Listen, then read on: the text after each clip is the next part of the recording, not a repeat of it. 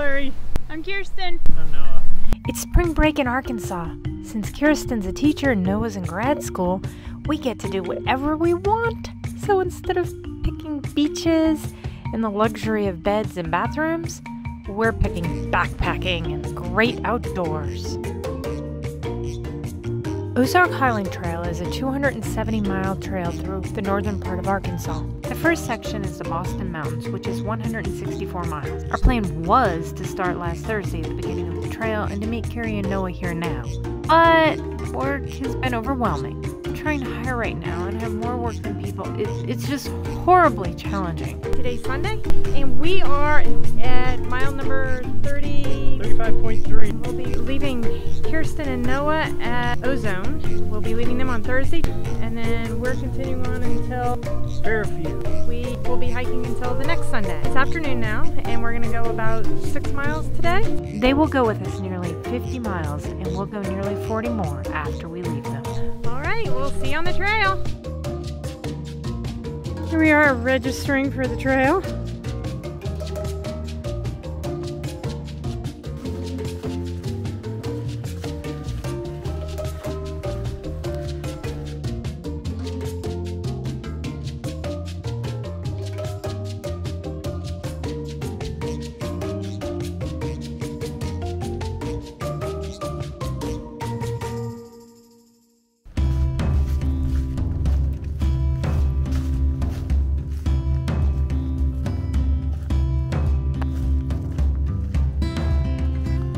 I love you, trail maintainers. You made this section super easy to get through. Thank you.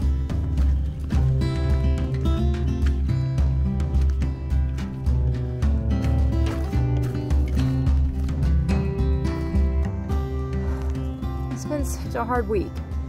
So I filmed on my Osmo. I love my little camera, and it broke. And it was under warranty, which is a good thing. So I sent it off, and it came back, and it's all fixed, and it was working, but apparently I didn't set it up correctly, and so now it isn't working. And all I have to do is set it up correctly, but the cord is back at home, and I'm here, and today's just day one of an entire week, and I don't know how I'm gonna film other than on my cell phone, which I'm not as comfortable with, and it just feels overwhelming. It's like one more thing that's gone wrong in this really crappy week.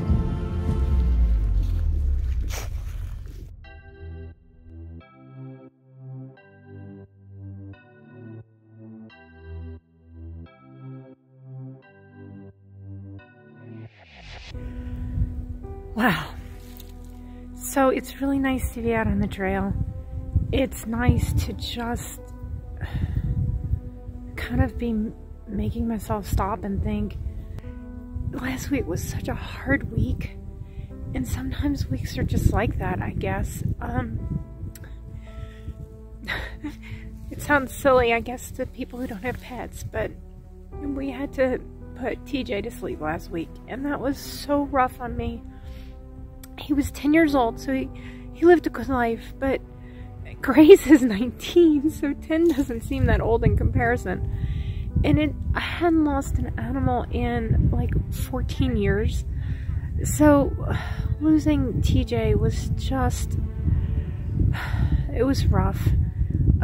He was such a great cat. He wasn't anybody's cat. He was really everybody's cat, which is part of why he was such a special kitty. We got him, I remember the day we got him. Kirsten was dressed up as Pippi Longstocking for Spirit Week. It was a Monday, and that was when we lived in our old house, which was a rental, and the person who owned the house owned a cabinet shop. The cabinet shop was in our front yard, basically, and they worked Monday through Thursday. And I was outside taking pictures of my kiddo when one of the workmen came and was like, I know you have cats, I know you have cats, you've got to help. And he handed me this little black 6-month-old kitten who had apparently been trapped in the cabinet shop with no food and no water since Thursday. So the poor thing was thirsty and hungry and needed a home. And basically, if you have fur and you're homeless, then and you wander in my house, you end up becoming mine, which is why I have so many pets. But it's been so hard at night to go to sleep without him cuddled. You couldn't pet him without him purring. He didn't like being on your lap, but he liked being right next to you. And he would just purr and purr. And he would come up to humans and dogs alike to cuddle and lay next to you. And I just miss my kitty. And then in addition to it, work. We're blessed with work, but we have more work than people. A year ago, we had 11 people. I have just hired, and that puts us at 18 and a half.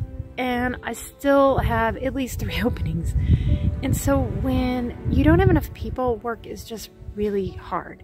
And so last week was just rough, emotionally exhausting with TJ, physically exhausting with too much work, and I just couldn't leave on time.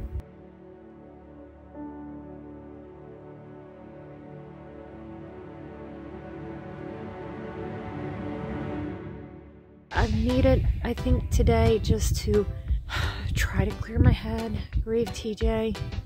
Ironically, the verse for today is 1 Thessalonians 5:18. Be thankful in all circumstances, for you belong to Christ Jesus. The bottom line is to be thankful.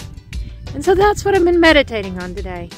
And sometimes when I'm physically exhausted and emotionally drained, it's harder to be thankful. 2 verses earlier, verse 16, is very short, be joyful. And verse 17, pray always. I do pray a lot, and I'm generally very happy. But this week, it's been hard to be thankful with the loss of my kitty. So I think I needed the outside air and the walking and the physically getting tired. Just carrying 30 and a half pounds. It's a little much for me. We need to eat some food to make packs later. But being physically tired is kind of, in a way, good for me, which is maybe a weird thought, but that's where I am.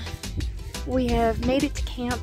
6 miles wasn't that long, and getting tents set up, and we're gonna have a fire, so we should have kind of a nice evening.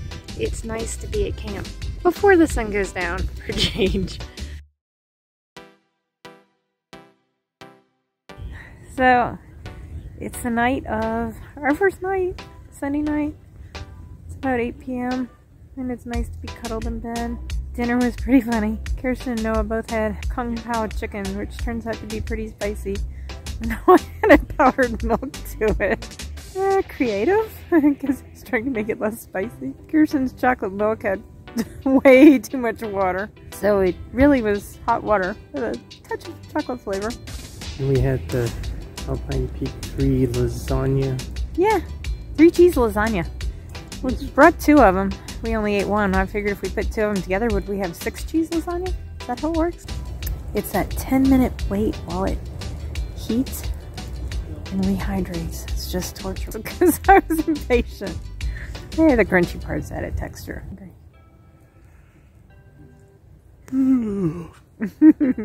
8 p.m. and we're exhausted. Alright, I guess we should say goodnight all.